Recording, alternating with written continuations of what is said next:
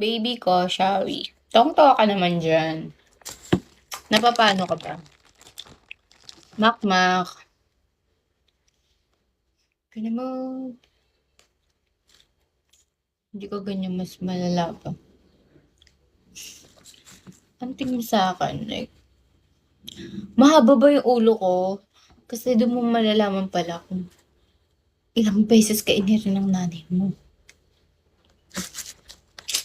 Swear, that's a tip.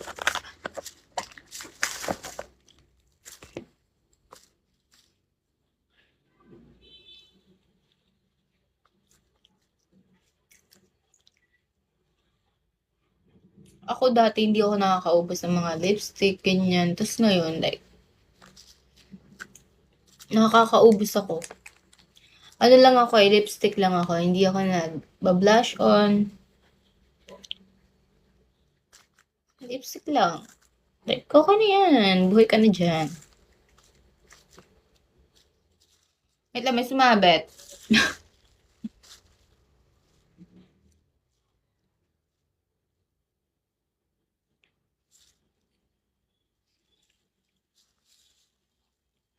Magkano kaya yung ano? Yung magandang raketa?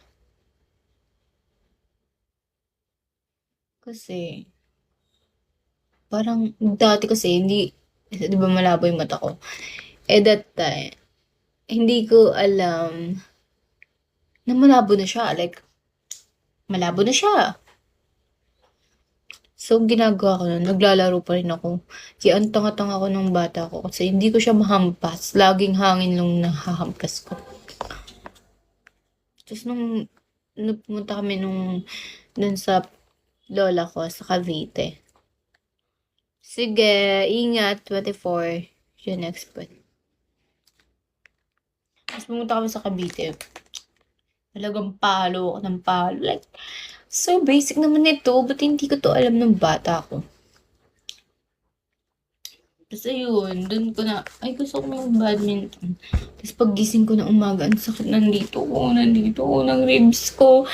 Ang sakit talaga, be. Like, alam mo yun, sobrang sakit ng katawan ko, para akong binugbog eh. Basta akala ko abaan lang siya, sa hangin lang siya, pero hindi. Kung kaya paluin ko. So funny. So funny ka, ha? Baka ikaw yung